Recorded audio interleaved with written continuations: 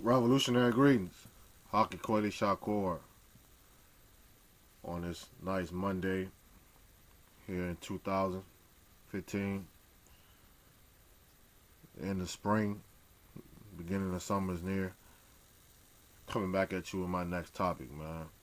And just as I promised, like last week on Instagram, this is the video that I was going to make about some good information that a lot of people not up on, and some information on this special Nigerian chiefess, author, scholar that many of our, male figures are not recognizing or not speaking of, or who knows why she's not being talked about. But I feel like it's in my duty because I feel a connection to her, and it's a duty and an honor for me to present this, information to my generation. You know what I mean? Because you know, I'm pretty sure some of the elders already know about this information, but not all of them. Or either some of them just don't choose to even recognize it because it's coming from a female. I'm gonna just be point blank real with y'all, because we got a lot of sexism when it comes to scholarship. So, you know, I ride with the females because I feel like females has an intelligence that the male figure can't tap all the way into. And women are hardworking people, man. So it's only right for me to show this woman some respect, and just to put her name, to continue to, venerate her name and keep her name out there. You see what I'm saying? So I feel a connection to her just as well as Mama Zagbe. And, these two women are phenomenal, man, when it comes to this scholarship, man, because they push the lines, man. See, like me, like I always keep trying to tell y'all, man, I'm here for new information, new wisdom, new knowledge, new everything, man. That's what a new African represents, man. Just pushing the lines, you see what I'm saying? And that's one thing that I learned from a lot of people that I look up to for our scholarship, like a natural Tahuti, free natural Tahuti too, man. Like a natural Tahuti, man, always searching for new information to push the lines, man. Because a lot of us just stay stuck in a standstill on a lot of this information, man, and don't even realize that the European scholars out here hiding stuff, concealing stuff, suppressing history, because they always the ones who are doing the archaeological digs and the archaeological researches in these areas, man, on ancient history, man, and they put what they want to put out there, man. So I feel like you must applaud and honor people who come snatch that information and push their way in of our own blood and our own, you know, lineages, man, like our African people, man. When they come get that hold of this information, I think we should pay attention. So this one of them. Her name is Catherine Acholonu.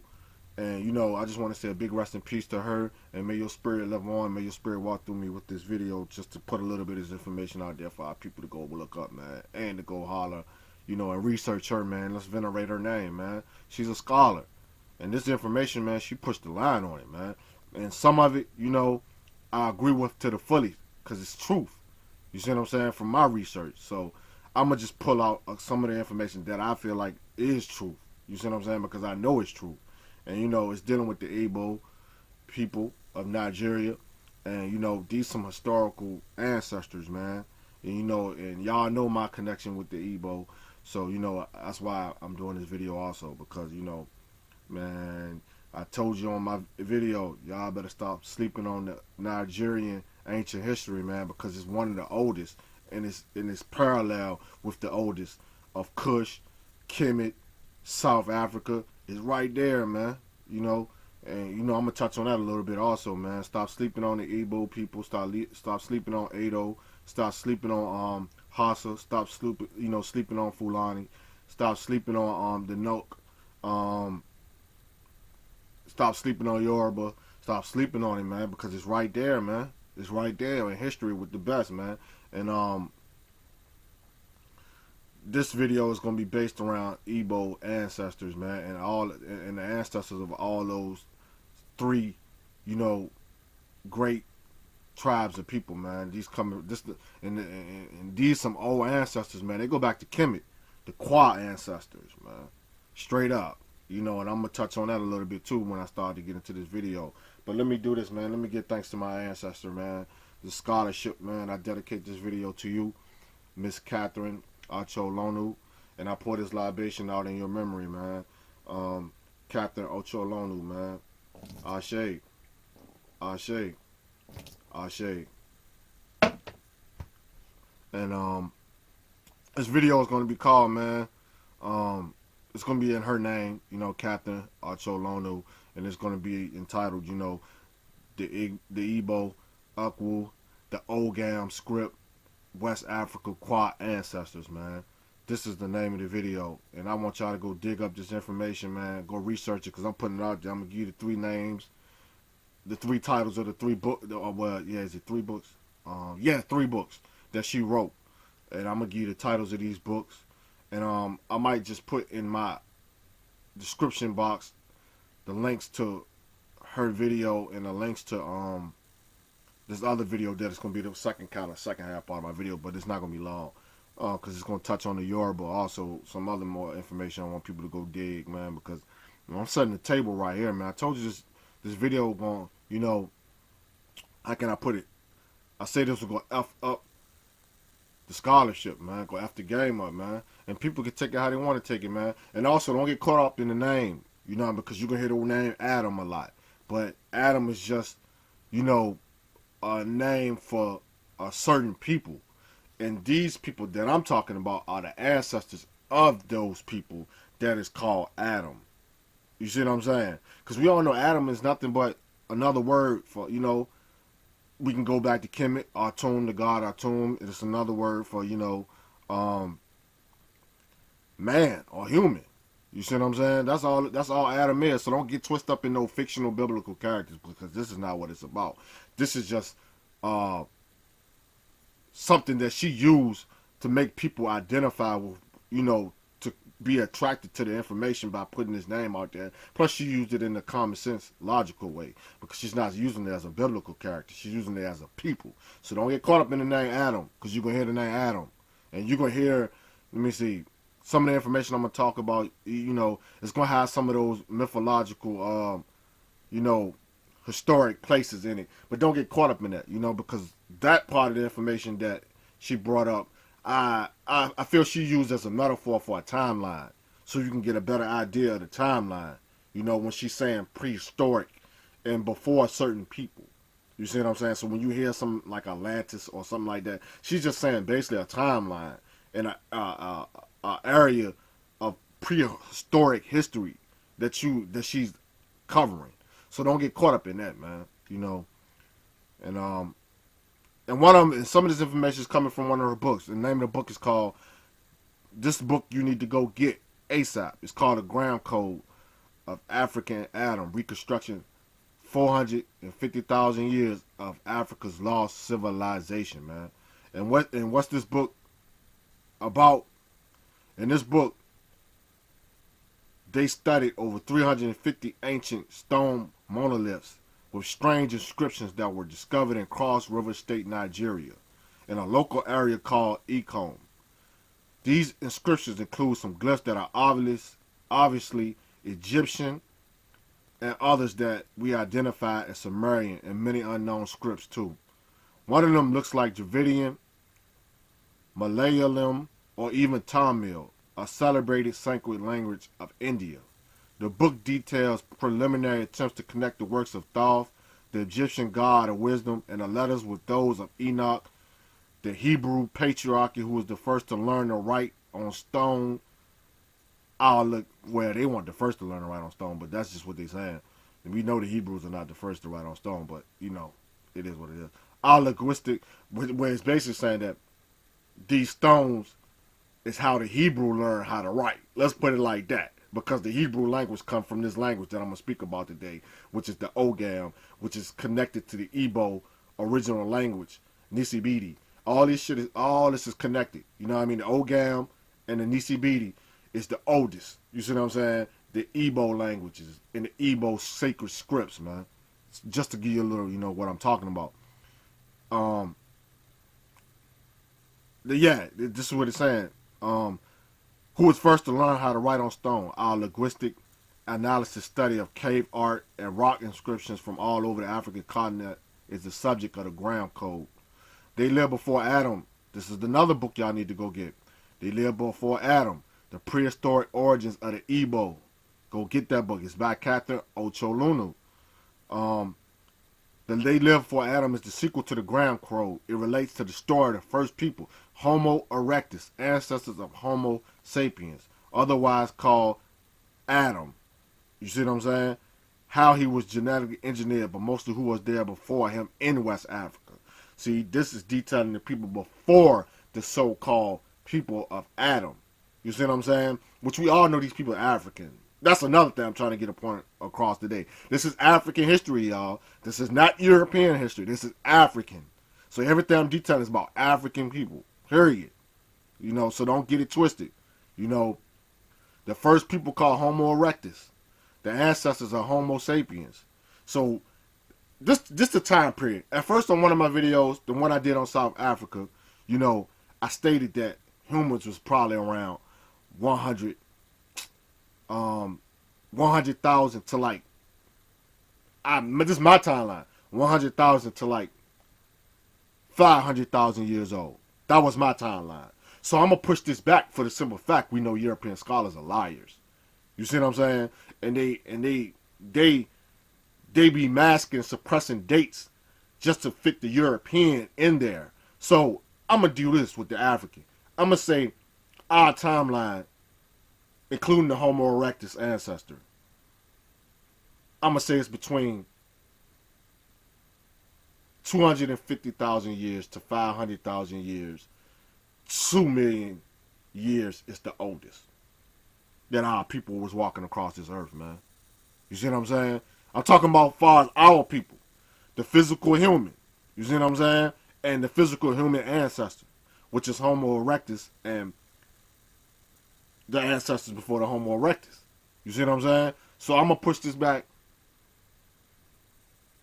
between 500,000 years to 2 million years, man. That's the timetable. Anywhere in between there. I'm not saying the exact date. In between there is when our African ancestors appeared on this planet. You see what I'm saying? The melanated beings. You know. And this is connected to that. The Ogam and the Nisibidi. One of the, if not the oldest language on earth, the other language come out of, including South Africa and Central Africa, man. All this is connected because this is the Niger Congo language. You see what I'm saying? People don't realize the Niger Congo language is the most dominant language that birthed other languages in Africa. It's the oldest. You see what I'm saying? Being the Igbo is the oldest of that. You see what I'm saying? And the Metu Neter fits into that. This is what this is saying right here, people. Because, see, a lot of people like to believe that. Let me talk about this migration real quick. Man, when those Africans, our first ancestors appeared on Earth, let me make this real quick. This analysis real quick. When our ancestors first appeared in South Africa to Central Africa, when they started this migration period, it's more than one migration. It's probably like, you got to think about the internal migrations in Africa. It's been a lot of migrations inside of Africa as well as Africans leaving out of Africa. So this is what we're dealing with here. You see what I'm saying? And when those ancestors moved up north from the south, they didn't just go east towards the Nile Valley. This is what I keep trying to tell people. They didn't just go east and up the Nile. They went straight north from Central Africa into North Africa. And they slanted west. You see what I'm saying? Use logical common sense. If a people are crowded in the area, which is Central Africa, and they need to wander for food and survival, they wouldn't just go one direction. You see what I'm saying? And this is not to knock my elder, scholars, man. This is not to knock them at all. They wouldn't just go east. They'll go north, west. You see what I'm saying? So all these people split up. They didn't just stay in one group, man. That theory is non-logical. Because we know when it comes to survival and our people, everybody not going to agree with each other. So everybody not going the same way. People are going to go different ways, man. This is common sense. So ancestors went east, north, west. This is before they left out of Africa. You see what I'm saying? So what does this do? This makes those people in these areas, some stayed in South Africa and Central Africa. So when these people did this, when this migration period happened, these people were all around. You know, so when all these great civilizations started popping up in the East Nile Valley and East Coast of Africa, you had people in West Africa. You had people in North Africa. You had people in South Africa. You see what I'm saying? So don't think Egypt is the only people that was around on Earth at the time when writing, mathematics, and all this stuff started coming into being. That's impossible because you have to get to one stage to another. Just like the 12 people already had astrology and astronomy. They was already tracking the stars in Central Africa. You see what I'm saying? They were already doing mathematics. You see what I'm saying? They already knew how to count before he got to Egypt. You see what I'm saying? We know this from South Africa. And the Khoi, San, Wushman, Zulu, Mzansi people, all the people in South Africa. You see what I'm saying? With the oldest calendar on Earth is in South Africa. You see what I'm saying? At the Inky calendar in South Africa, the oldest. So they already was doing this, man. So this is what we got to get straight, man. Okay, the Medu Neter is a language. Yes. But it had to come from another language. It didn't just appear by itself, man. And the other people in other lands had language too. As I'm talking about in the periods of pre-dynastic Egypt and Kush and all these civilizations. The Sudan is the oldest. You see what I'm saying? Of the modern civilizations. Down into Ethiopia. You see what I'm saying? And the Sudan is just not Sudan of East Africa. The whole Sudan is West Africa to East Africa. Sub-Saharan Africa. The northern part. And the southern part. It's the whole Sudan. You see what I'm saying? Okay, let me get on into this, man, because I don't want to hold y'all up. Let me get into my this wonderful lady's information real quick, man. And I'm going to just run this down real quick, you know, so I can move right along. Because a lot of this information, you know, y'all going to have to go get it on your own, man. You know, because it's too much. Like, I can't even get to all this in one video because, you know, my videos be overlapping, man. So, you know, I can't even get all of it in one video. So, I ain't even going to be able to rock out for too long with it, you know. So, I'm going to just go ahead and rock this out real quick for y'all. Some information on the Ogam Stone and the Ogam Inscriptions and the Nisibiti language, man. The oldest. And, you know, and what's so fascinating about this, you're gonna hear this right now, what I'm talking about. This is deep history right here, man, that this great scholar lady brought forth, man. Captain Acholonu, man. You know, here we go.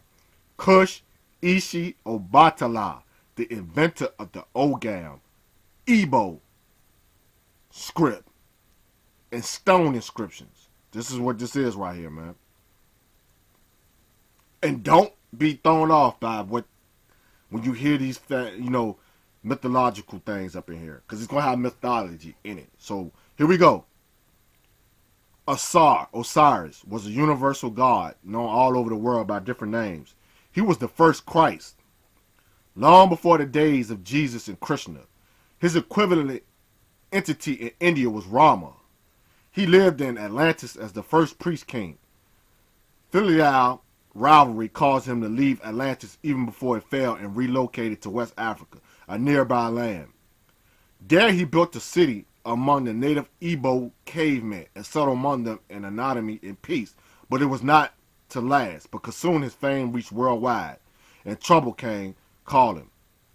Atlantis fell, but Osiris, whom the native Igbo forest people called Ishi, from the root of the word Sirius, recorded the knowledge of Atlantis on stone and hid them, 360 of them, in the forests of ancient Nigeria.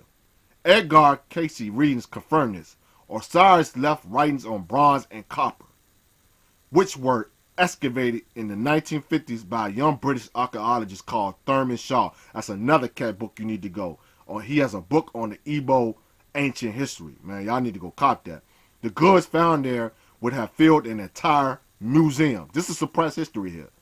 Yet it was not even a piece of the iceberg. A monarch grave was found who wore a regalia bead with a whopping 111,000 colored carnelian glass beads, a crescent copper crown with a lozenge and zigzag cuttings, a copper breastplate, beaded armbands, anklets, made of rows of copper sparrows.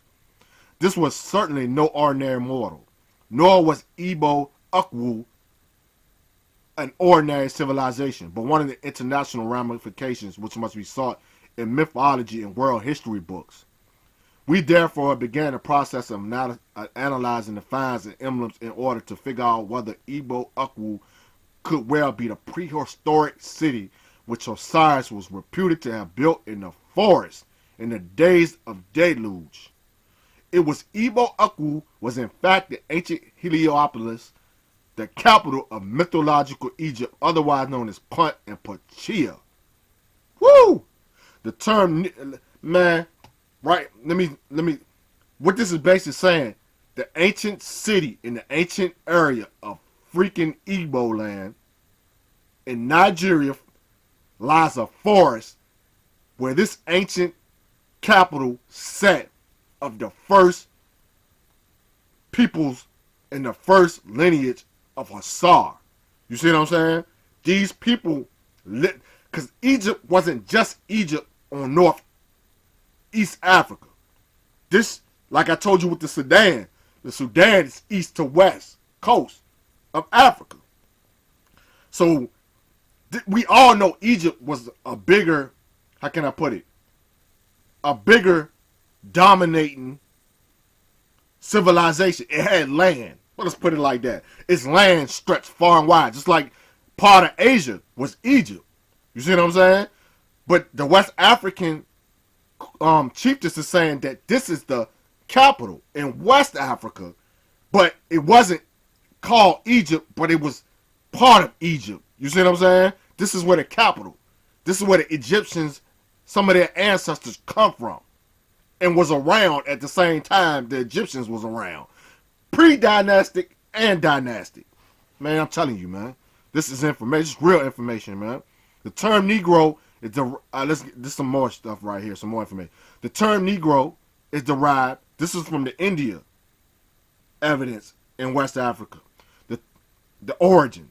The term Negro is derived from the ancient word Nagas. This designated the most ancient black race that populated the continents of Africa originally, also of Atlantis, who, according to legend, migrated from a sunken continent which in ancient records was known. The Nagas are called the Lords of Fire, and their symbol is the serpent of the fire-spitting serpent, otherwise called a dragon.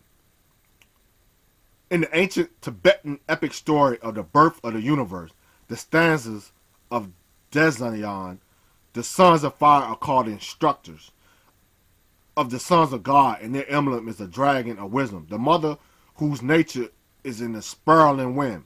The swastika, stanza 11 to 12 of this timeless Tibetan epic hidden in the ancient caverns of the Himalayas was ancient caverns of the Himalayas, translated in part by Helen Blavatsky. The secret doctrine speaks about the first great waters before the deluge of Noah. The first great waters came. They swallowed the 7 great islands, and the Holy Land was saved. Few remain, some yellow, some brown and black, some red remain. The fifth produced from the stock remained. It was ruled over by the first divine kings, who taught and instructed it. My bad. The fifth race was a collective term for identifying all those who were saved from the first flood. Our interest here is the serpent wisdom descendant, which means they took the bodily form, and from their otherwise the ethereal state, and allowed themselves to be born among these remnants of mankind who needed teachers and survival skills. The reference of serpents who descended reminds us of Ecom oral tradition. Ecom is of a local community in Nigeria. Record reference to the husband of Shishe, the monolith which they call the mother of mankind. Their equivalent of Eve. As the being, the first man to drop fell, which means become physical, fell from the divine grace. And a reference to serpents as destructions and the sons of fire connect them to the Nag Hammadi scriptures. Reference to Eve, the serpent destructive of Adam. This is saying how the woman was here first. Catch that. No one comes before the black woman. These These serpents were the first divine kings of earth, those same ones who the stanzas describe as the sons of fire. Instructors. The branch butt Ogam stone, man. You got to see Acholonu's translation of the Ogam Inscription and the linking of it and other Ogams to the lost culture of the Naga priest kings. Let me move right on along. Let me get to some more information. Let me scroll on down. Let me see.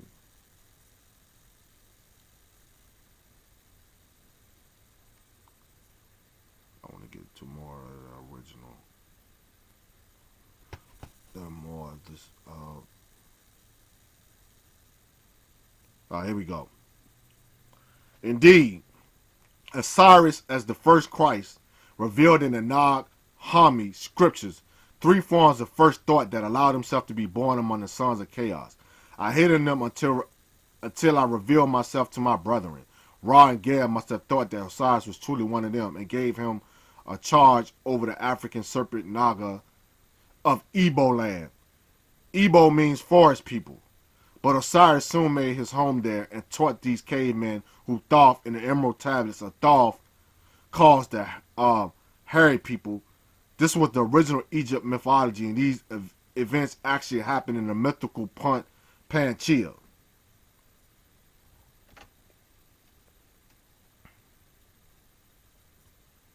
An outpost, the rival of Atlantis, then also located off the shores of West Africa, according to Plato's Timaeus and Critias, which according to our findings were located in West African in a place then and now called Biafra. Biafra is the Igbo land. In old maps of Africa, the time was 12,000 to 10,000 BC by Egyptian records. The details of this part of his life story is told in greater detail in the Hindu Ramayana epic by Valmiki. For the Osiris Kim was the same person whom the Dravidian Indians call Rama, or Yama, the god of death. Let me move right on along. Here we go. Rama, said to have built the city in the forest, was visited by master shamans from all over the world. Greek historians Herodotus, Diodorus, and Homer say that Panchea, western Ethiopia, remember what I said, Sudan, and West Africa is one big land. It's not just East Africa. It was also West Africa. Panchea, western Ethiopia, was dwelling place of gods and holy men inhabited by dwarfs, Twa people. See, the Twa was in West Africa. Igbos. Literate were all wizards. Their dressing was raffia and woven clothes dyed blue. Raffia's skirt was a trademark of Obatala, Nigerian Osiris, and bore the facial scarification of Igbo. These, without any exception, were found in pre-colonial Igbo culture. In fact, the Igbo ancestral god Ishi, whom the Yoruba call Obatala, was known by the X-shaped facial scarification plate. The X is the mark of the first Christ in the Middle East, and the letters of Kim, Christ in Egypt, in Ogam, and in other scripts, and by the raffia cloth of palm fronds. For the Egypt and the ancient Nigerian, Osiris Ishi Obatala was the god associated with the palm tree of oracles. Igbo god Ishi Osiris, the inventor of the Ogam. Ishi, whom the Yoruba call Obatala, was known even among the Yoruba tribe in Nigeria by his facial scarifications, which captured by Philip Stevens in his book The Stone Images of Ishi. In the previous articles in the subject of Ogam, we have drawn similarities between Ogam and Igbo Ichi facial scarifications. But here in this image is clearly preserved evidence that the Ogam was the invention of the Igbo god, ancestor of Ishi Obatala, whom we have identified as Osiris, Kim, Cush in our 3 books under the reference. The god is bearing the entire lexicon of the Ogam engraved on his face. His full face is cut up with exactly 5 double crosses, slanting lines, as well as 5 straight lines above his lips, across his lips, and his jaws. These lines contain the full Ogam orthography made up of 1 to 5 slanting lines and 1 to 5 straight lines arranged in the right and the left across the axis. In the axis case of the center ridge of the face as well as his lips. The lips represents the axis, while the lines below and above them represent the Ogam. Horizontal lines facing right and facing left. The lines hatching across the nose represent the slanting Ogam. 5 lines Ogam, whether straight or slanting the right, the left across the central axis, giving the following letters: KW, KH, YIRN, and contain all the letters, 4 lines, through 2 lines and single lines. The short lines, the lines which are 4 in number give the letters E, S, Z, S, S, K, where these lines across to form the X shape. The X being the symbol of Christ and the quadrangles created by the hatching symbols of the mother goddess. Both the X, the quadrangle, cross, hatching, and square, which are formed in the scarified face god, are all Ogam letters, man. Let me move right on down. Here we go to the Kwa ancestors real quick. All the letters formed by the lines numbering 5 and 4 are Igbo, Egyptian words referring to the god Ishi Kush Osiris as the son of gods, and to the Kwa as sons of God and priest kings. Kwa, Kim, Iyi, Ora, Ra, Ana, Naga, Ize, Ishe, Isise. From the letter KW is formed the word Kwa. The mega tribal name of the Igbo and their kin, the Yoruba, Benin, Ashanti, and others of all who are part of Osiris civilization. From the letter KH is formed the word Kim. The Egyptian name of Osiris, Ishi, from the letters YI, is formed the Igbo word Iyi, waters, sea, God, is great seat of being. The word YHVH, Louis. The tetragram divided into 4 equal triangles by central X, all the 4 corners. And for the Ebro, hold on, let me move on down.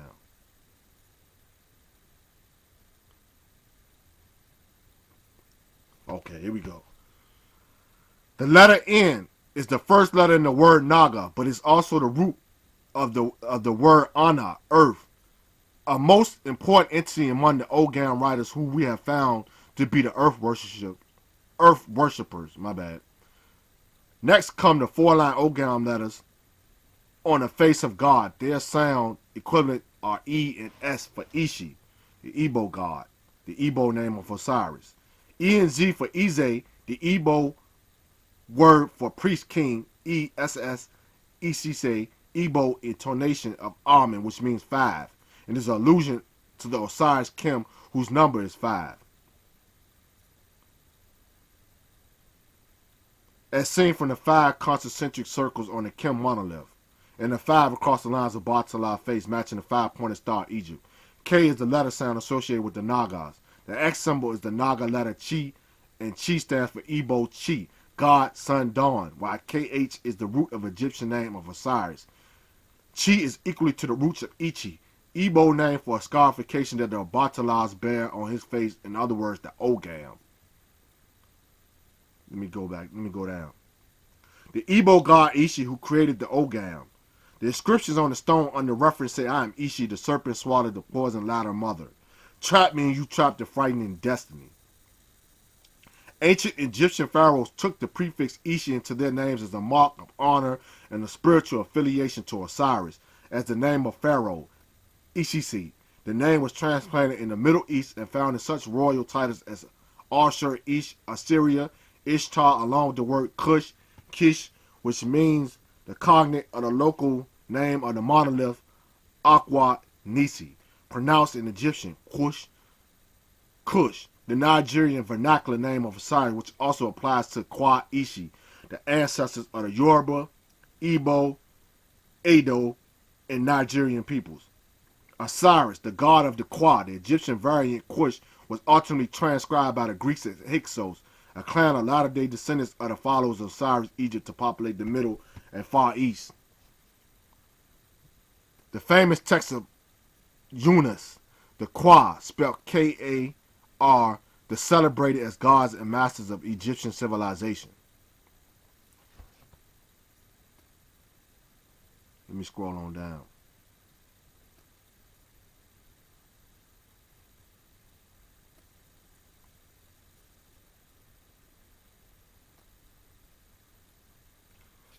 The city which Kush Kim Osiris Rama built in the forest was excavated by Thurston Shaw in the 1950s. But Shaw, either because he did not perhaps know what he had dug up, or because the colonial conspiracy to keep Africans backwards, did not reveal that Igbo Ukwu was a city. Before Shaw, Igbo Ukwu had been giving up buried treasures of pottery and bronze and copper for centuries. This was revealed to our research team by the natives. After Shaw, Igbo Ukwu was continued to give up buried treasures. Whenever a cistern is being dug up in any part of this town, even to this very day, this is how we know Igbo Ukwu was a city. Igbo Ukwu has remained outside the realm of living memory, for no one has any knowledge of its existence. A city wiped out from memory, and for history was a lost city, a piece of mythology.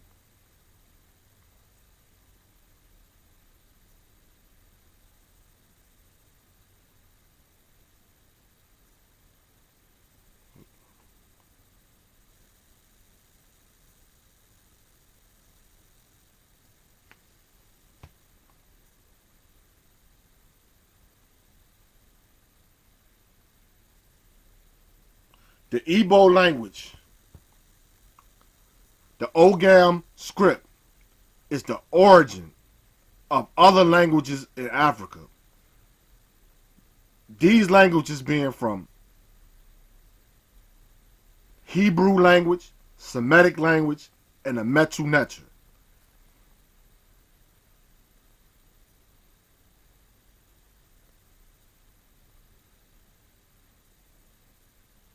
And I'm going to post on my Instagram some of the Ogam scripts, some of the Ogam symbols, some of the Nisi Bidi scripts, and some of this other information that I found that Captain Acholonu has researched, man.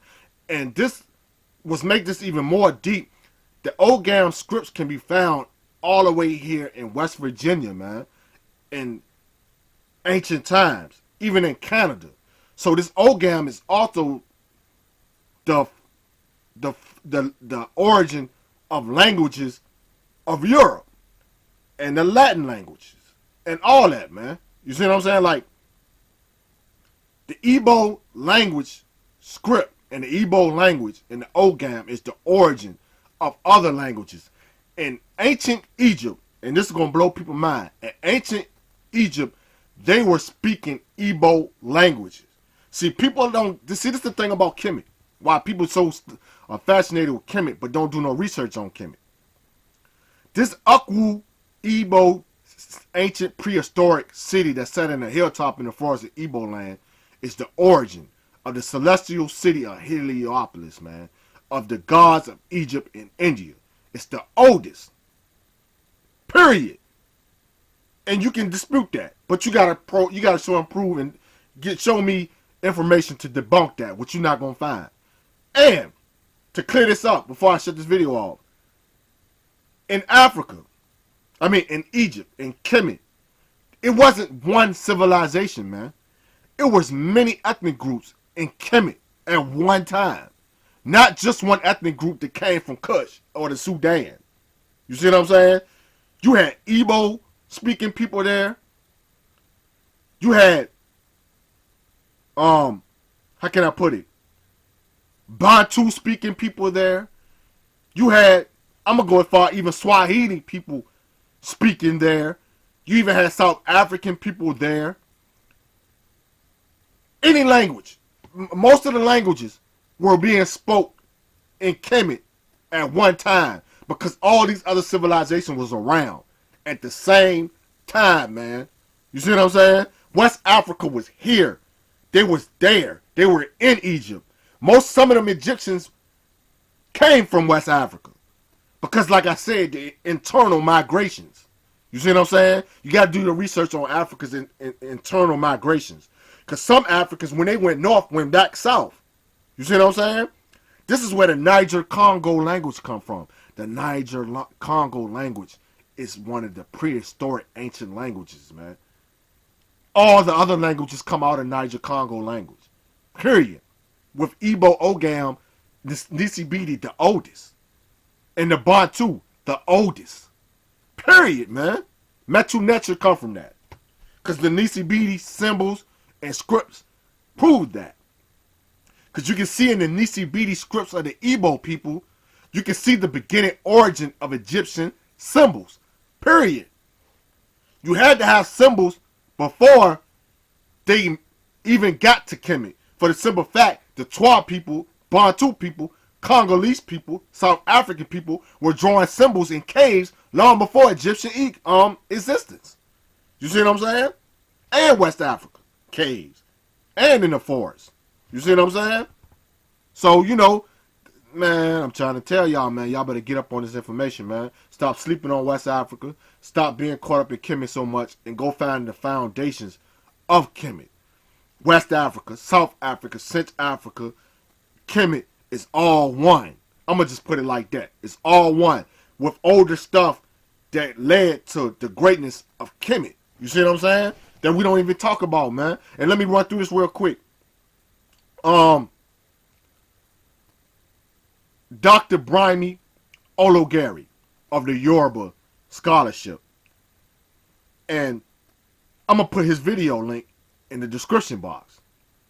And what Dr. Brimey Ologari is saying about the Yoruba contributions to civilization is that their language, the Yoruba language, is the origin of the English Latin script, man. You see what I'm saying? Because the Yorubas are the ancestors of the Nok, the ancient Nok. Been around since 500 BC and back and older. You see what I'm saying? And the Igbo are older than the Nok. Because the Igbo are also the Nok ancestors. And the Nok is an ancient civilization. You see what I'm saying? And then what Dr. Brimey Ologari is saying, that the Yoruba alphabet, A, B, C, D, E, F, you know, Latin, derived from the Yoruba alphabet. You see what I'm saying? Because this is the origin of Yoruba people. The Yoruba people and the Oduduwa story is that the Yoruba come from the ancient Sudan. He didn't come from Mecca, which Mecca can be called the ancient Sudan. Because we know the ancient Sudan is the ancestors of the Egyptians. You see what I'm saying? So, that East Asia is part of Africa, which was Africa. So that could be East Sudan. You see what I'm saying? But we know for a fact the Yoruba people come from Sudan and to move to the West Sudan. You see what I'm saying? And this is before Kemet. You see what I'm saying? Yoruba people ancestors were around before Kemet. Igbo ancestors were around before Kemet and was around when Kemet was being built. The Kwa ancestors are old as the Twa people. You can see the connection. Kwa, Twa, Twa, Kwa. You see what I'm saying? This ain't that hard, people. This ain't that hard, family. You know what I mean? And these people come from Bugandi and moved to the Sudan. You see what I'm saying? And then moved from the Sudan to West Africa. These are the eternal migrations. You see what I'm saying? So check out this Dr. Brimey video. I'm going to put in the link in my description also by Dr. Brimey Ologari, man. Another scholar that's not being talked about. And you know, he's saying that the Yorubas also created arithmetic and a certain aspect of mathematics. You see what I'm saying? So it's not all Kemet. You know what I mean? Kemet ain't doing this all by itself, man. You had other ancient African civilizations putting it down at the same time as Kemet. Kemet is just more glorified because theirs is a more evolved civilization. But that civilization, only way it became evolved into an evolved greater civilization, it had to take combinations and mixtures of other people to come together as a collective and create that greatness.